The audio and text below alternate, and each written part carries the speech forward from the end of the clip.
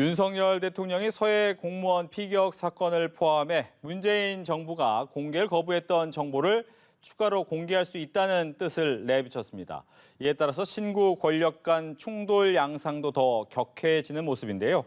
이 시각 정치권 이슈 천하람 국민의힘 순천갑 당협위원장, 김성애 전 민주당 선대위 대변인과 함께 짚어보겠습니다. 안녕하십니까? 네, 안녕하십니까? 오늘 윤석열 대통령 출근길 국민이 의문을 갖고 계신 게 있으면 정부가 거기에 대해 소극적 입장을 보이는 건 문제가 있지 않느냐. 제가 앞으로 공개할 수 있는 내용은 많이 공개하겠다라는 부분인데 또 신구 권력 간의 충돌로 보여지는 부분도 있고요. 어떻게 보셨습니까? 우선 이제 그 공무원의 월북 관련한 이제 뭐 어떤 의혹 관련해 가지고는 사실 한 국가의 정부가 국민에게 월북 딱지를 붙인다는 것은 굉장히 중한 일 아니겠습니까? 그래서 지금 이제 과연 이 월북 딱지를 붙인 거에 대해서 제대로 된 근거나 판단이 있었느냐, 아니면 어떤 정치적인 필요에 의해서 한 국민의 월북 딱지를 붙이고 유가족들에게까지 어떤 고통을 줬던 것이냐 하는 거에 대해서 국민적인 관심이 굉장히 높습니다. 그래서 이 부분에 대해서는 당연히 국민의 의구심이 해소될 때까지 국민들께 최대한 소상하게 말씀드려야 된다라는 이런 입장을 취한 걸로 보이고요. 그 외에도 이제 그 사법부에서 1심 판결 등을 통해서 추가적으로 국민께 정보 공개를 해도 되겠다. 공개를 하더라도 공익에 큰 문제가 없다라고 판단했던 부분들이 많이 있습니다. 거기에 대해서도 정부에서 무리하게 항소를 하다 보니까 국민의 알 권리가 침해되는 부분들이 적지 않았는데 이 부분들을 좀 조사해서 국민들께 공개할 수 있는 부분은 추가로 공개하겠다. 이런 원론적인 입장을 밝히신 걸로 이해가 됩니다. 네. 윤 대통령의 발언 어떻게 들으셨습니까? 내가 모르면 모르는 거다 이렇게 진행이 되면 안 된다라고 생각을 합니다. 이 당시에 다시 거슬러 올라가 보면요, 이런 문제가 생겼고 그래서 저희 대한민국 국민이 지금 이제 국경선 넘어서였죠. 네. 예, 그 이제 북한 해역에서 발견이 됐고 여러 가지 문제들이 일어난 거 아닙니까? 해서 그 당시에 여러 가지 정보 라인들이 동원되고 군 당국에서의 첩보, 이 뭐 해경의 내용들이 다 포함돼서 당시 국회에서 이 관련된 논의가 국방에서 있었습니다. 그리고 대신 이 문제가 워낙 민감한 문제이기 때문에 비공개로 하자라고 해서 국민의힘이 함께 참여한 가운데 비공개로 회의를 진행을 했고 여야 간에 이견이 없이 회의가 마무리가 됐습니다. 자, 이런 정도에서 정리합시다라고 해서 월북 문제 포함해서 그 당시에 다 얘기가 됐던 거 아닙니까? 납득한 상태로 넘어갔고 그 당시에 문제가 없었다고 말했던 하태경 의원이 이제 와서 TF 위원장을 맡으면서 문제가 있었다라고 하시는 건 그때 뭐 그러면 문재인 정부가 무슨 대단한 독재 정권이라서 국민의힘 의원들의 말을 막았느냐, 그렇지 않거든요. 그런 국회 합의와 토론과 정보 공유가 있었는데 그 사실이 없다라고 하고 자 처음부터 공개하겠다라고 윤석열 대통령 태도 취하시기 전에 그 당시에 국민의힘이 어떤 논의를 했는지 비공개 회의록을 통해서라도 얘기가 이렇게 진행됐었구나 정도는 파악을 해보시는 게 순서가 아닐까 싶습니다. 네. 뭐 제가 국민의힘 소속입니다마는 당시에 국민의힘 의원들이 제대로 대응을 못했다라고 해서 월북 딱지를 붙인 것이 정당화되는 것은 아닙니다. 그리고 특히 당시 국민의힘 같은 경우는 야당이었고요. 뭐 지금 국방이나 정보위 회의 내용, 비공개 회의 자료를 공개하느니 마느니 이런 논의가 진행되고 있습니다만은 당시에는 높은 확률로 국방부에서 본인들이 알고 있는 사실을 일방적으로 보고했을 가능성이 높습니다. 특히 저희는 그 당시에 야당이었기 때문에 충분한 반박 자료를 갖고 있지 못했을 수 있거든요. 게다가 지금 김성애 대변인께서는 하태경 의원도 그냥 오케이 했다라는 식으로 말씀하셨지만 하태경 의원은 당시에도 굉장히 강하게 반박을 하고 문제 제기를 했다라고 얘기하고 있습니다. 게다가 이제 정권이 바뀌고 추가적으로 정보가 공개가 되면서 그럼 과연 그때 월북이라고 단정을 지을 만한 충분한 자료가 있었느냐라는 걸 다시 한번 보자라는 것이거든요. 여기에 대해서 민주당의 윤건영 의원이나 이런 분들도 굉장히 민감하게 반응하고 계시지만 결정적으로 어떤 이유에서 월북이라고 단정 지었느냐, 그 명확한 단서에 대해서는 얘기 못하고 있습니다. 그러면서 월북이 아니라는 근거를 가져와 봐라라는 식인데 이건 말이 안 되는 거거든요. 어떤 적극적인 사실이 있었다라는 걸 증명을 해야 되는 것이고 그리고 이게 지금 가벼운 문제가 아닙니다. 우리나라에서 월북 딱지라는 게 얼마나 중요한 이 문제고 유가족들에게 큰 고통을 주는 것인데 국가가, 정부가 월북이라는 것을 100% 확신할 수 없다면은 함부로 월북이라고 얘기를 했어서는 안 되는 거다. 저희는 그 원론적인 입장을 말씀드리고 있는 겁니다. 예. 지금 얘기를 보면 우상호 위원장 같은 경우에는 비공개 정보도 공개하자라는 얘기는 하고 있어요. 하지만 뭐 천하람 위원장이 얘기한 것처럼 이 대통령 기록물에 들어간 거에 대해서는 그건 아니다라고 얘기를 하고 있기 때문에 이건 어떻게 좀 조율이 될 수 없습니까? 일단 기본적으로는 해경이 월북이라고 판단해서 발표했던 기관입니다. 그 당시에 정부의 공신력 있는 기관이고요. 2년이 지났지만 여전히 해경은 해경이거든요. 월북이 아니라고 발표를 또 하지 않았습니까? 그렇죠. 정권이 바뀌어서 발표가 달라져서 안 되죠. 이건 뭐 있을 수 없는 일입니다. 국가기관이라는 것은 대통령의 명령을 받긴 하지만 이때는 거짓말하고 저때는 참말이라고 이럴 수는 없는 것이거든요. 그러니까 월북이 아니라는 근거를 내놔라 이렇게 말하는 것이 아니라 월북이 아니라고 말을 했으면 그것에 대해서 설명할 책임은 해경에 있는 것이고 해경은 지금 청와대에 보존되어 있는 기록물을 보지 않고도 월북이 아니라는 판단을 했으니까 그 판단에 대한 근거를 알려주는 게 무엇이 어렵나 싶은 생각이 일단 들고요. 그리고 이제 기록문 관련돼서는 지금 국민의힘 그리고 윤석열 정부가 운영하고 있는 거 아닙니까? 필요한 정보에 대한 공개는 정부가 결정해서 하면 됩니다. 그래서 군사 기밀이라고 하더라도 그것이 감청 자료이기 때문에 예민할 수 있다라는 민주당이 지적을 했지만 괜찮다라고 정부에서 판단하시면 그 감청의 근거가 드러나거나 어떤 기관에서 감청한 것이 혹시 문제가 되는 여부를 포함해서 정부가 가져가시는 것이니까요. 하면 되죠. 저도 반대할 이유가 전혀 없다고 생각합니다. 네. 그러니까 지금 문제는 이겁니다. 만약에 민주당에서 이 지금 문제의 사건이 월북이 아니었다라는 해경의 지금 이제 최종 발표를 신뢰하시고 그럼 우리가 과거에 월북이라고 단정지은 것이 조금 성급했었다라고 인정하신다면 추가적인 논의는 불필요합니다. 유가족들의 명예도 충분히 회복이 되는 것이죠. 그런데 지금 민주당 지도부에서는 여전히 월북이 맞았다고 주장을 하고 계시는 거거든요.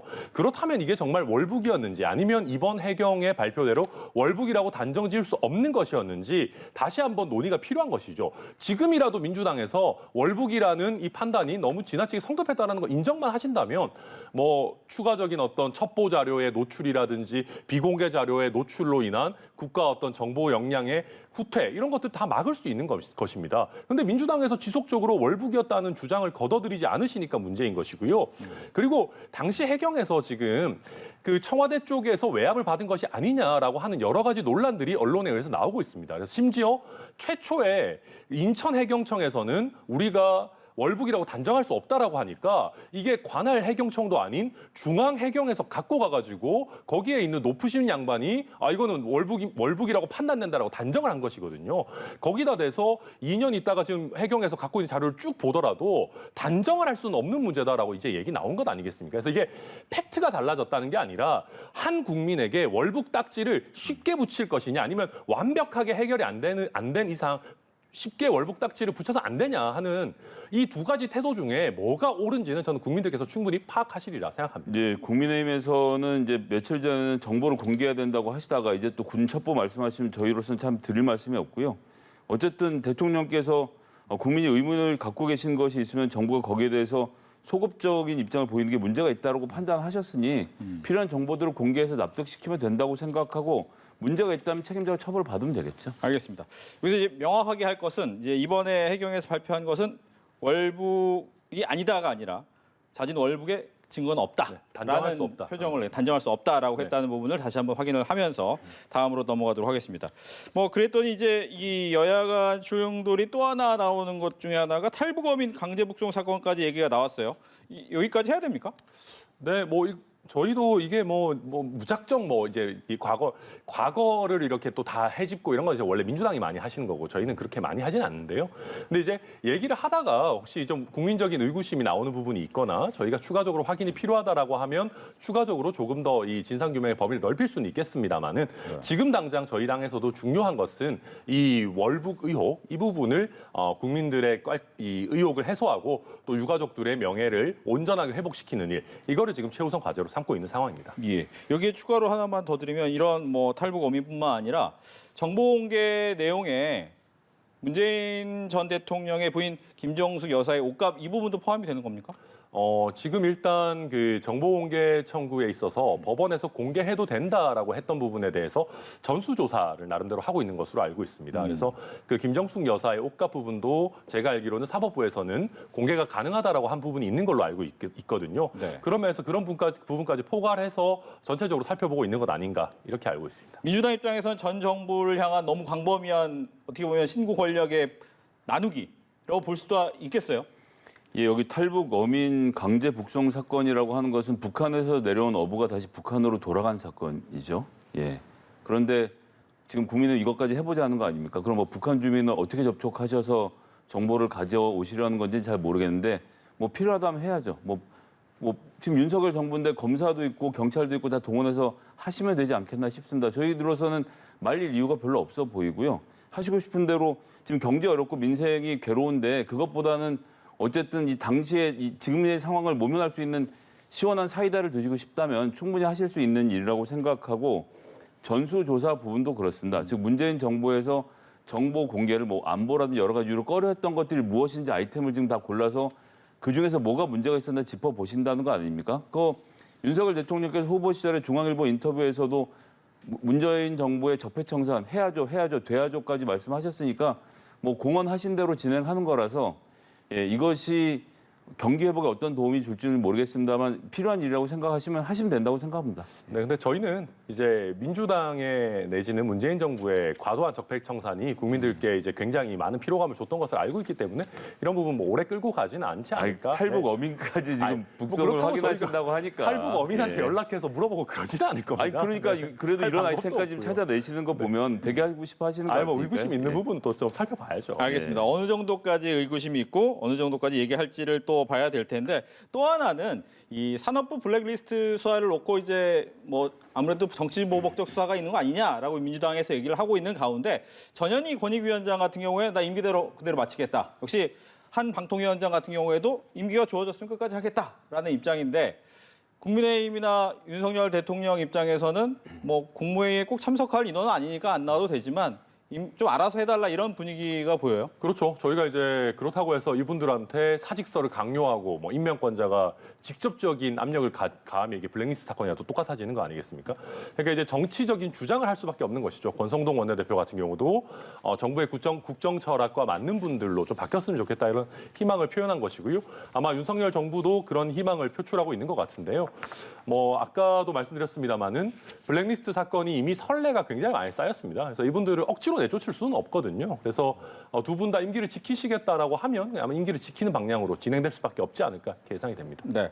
억지로 하진 못하지만 느낌상은 강요하는 거 아니냐라고 얘기를 하는 거죠. 제가 이제 걱정되는 부분은 특히나 방송통신위원회입니다. 한상혁 위원장이 그 문재인 정부의 편에 서서 지금까지 종합편성 채널들을 괴롭혀오고 방송과 관련된 여러 가지 일들을 해왔던 사람이면 잡아가야죠.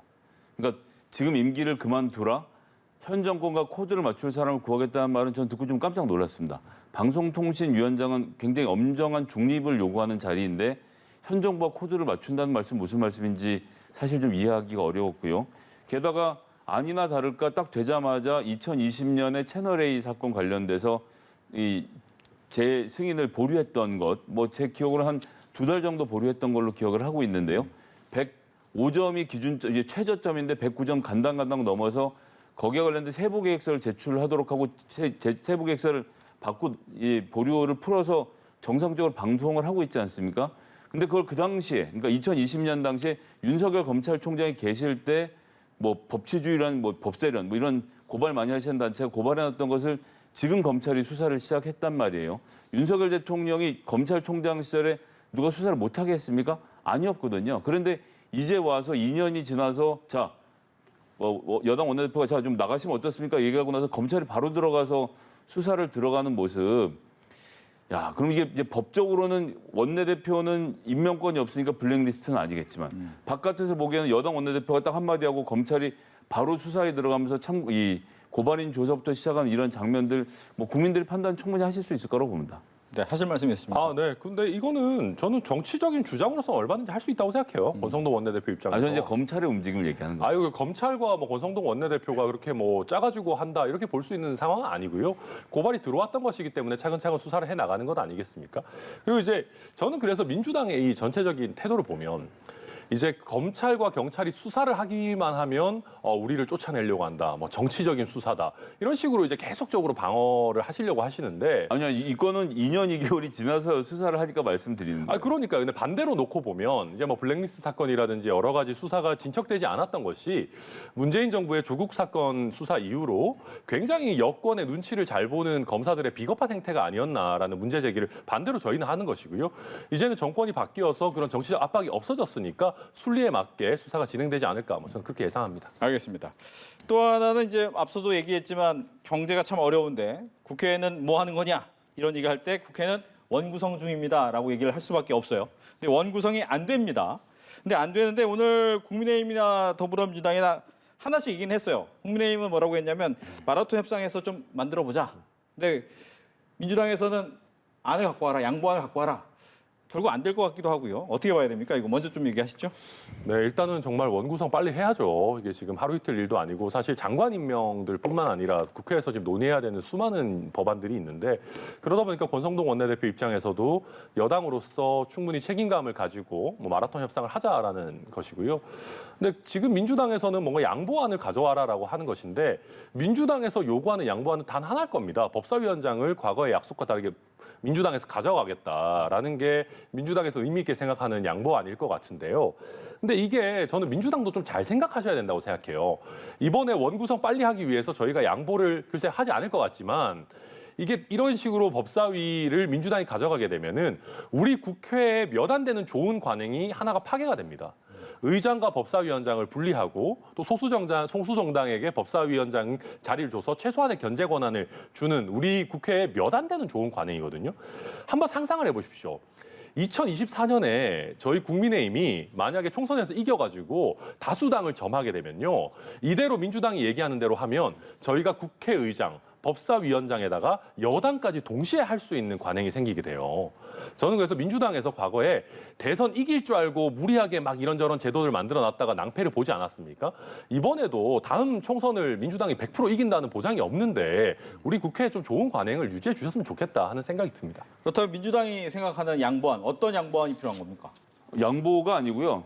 지난번 원내대표 간 협상을 협상대로 실천하자라는 이야기를 하는 겁니다. 그러니까 법사위원장을 내준다는 표현이 나오는 게 이게 되게 이상한 게요.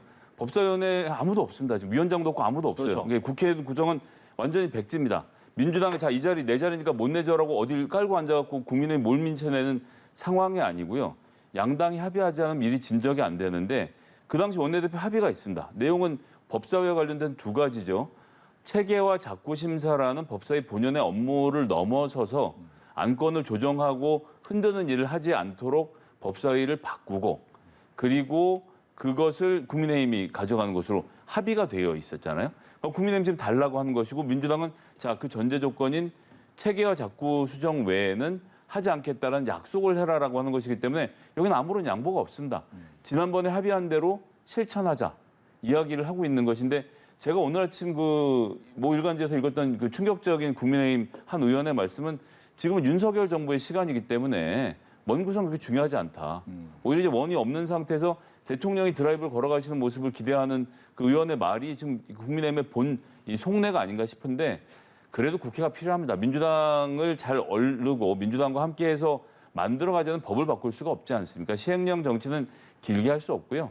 저는 충분히 합의할 수 있는 내용이 도출될 거라고 봅니다. 네, 합의안에 좀 전에 이야기하셨어요. 양보라는 것은 기존의 합의를 지키면 된다. 어떻게 생각하시는지요? 네, 일단 뭐 원구성 필요 없다 이런 얘기는 당연히 부적절하고요. 이거 뭐 국회가 우리 민의를 대표하는 기관인데 당연히 있어야 되지 않겠습니까?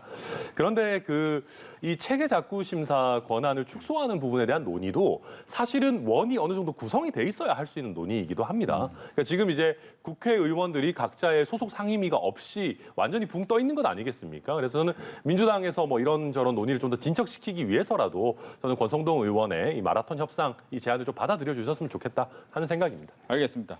이제 여야 모두 이제 좀 시끄럽습니다. 시끄러운 내용을 좀 얘기해야 될 텐데 국민의힘 먼저 얘기해 볼까요? 이준석 대표하고 배현진 최고위원 왜 충돌한 겁니까? 저도 잘 모르겠습니다. 좀 그만 좀 하셨으면 좋겠는데. 오늘 아주 권성동 대표는 중간에서 굉장히 힘들어 보이시더라고요. 근데 뭐 이제 그러면서 또 권성동 원내대표의 중재력이나 또 존재감을 보여주는 효과는 있는 것 같긴 합니다만은 일단 저는 배현진 최고위원이 조금 과하게 반응하신 면이 있기는 한 것 같습니다. 제가 전체 내용을 한번 쭉 봤는데요. 이준석 대표 같은 경우에 비공개 최고위원회에서 한 얘기가 다 새어나간다. 이럴 바에는 그냥 공개로 다 해버리자. 비공개 최고위원회 뭐 필요 있냐 이런 식의 얘기를 했고 그러니까 배현진 최고위원이 왜 갑자기 그러냐. 이제 뭐 그런 얘기, 거기까지는 저는 충분히 할 수 있었던 얘기인 것 같아요. 근데 배현진 최고위원이 거기서 조금 더 한 발 나가셔가지고 이준석 대표가 제일 많이 유출하고 다니지 않았냐라고 이제 또 약간 개인적인 그 공격이 공방으로 있었죠. 네. 바뀌다 보니까 이준석 대표 입장에서는 내가 한 얘기를 왜 유출하겠냐라고 하면서 좀 감정이 격화가 됐는데 저는 앞부분의 얘기까지 충분히 할 수 있는 것 같아요. 최고위원회를 어떻게 운영할 거냐에 대한 얘기는 할 수 있는 것 같은데 예. 이게 두 분이 좀 개인적인 감정 싸움으로까지 번지지 않도록 좀 조심하실 필요가 있지 않나. 이게 다 특히나 공개되어 있는 부분이고 저희가 여당이 되지 않습니까? 그래서 저도 보면서 굉장히 좀 답답한 생각이 많이 듭니다. 알겠습니다. 추가적으로 한 개만 더 질문 드리면 이준석 대표 같은 경우에는 윤리위가 남아 있어요. 네. 모레 수요일 날 저녁 7시에 아예 하겠다라고 이제 발표까지 됐는데 어떻게 좀 나올까요, 얘기가?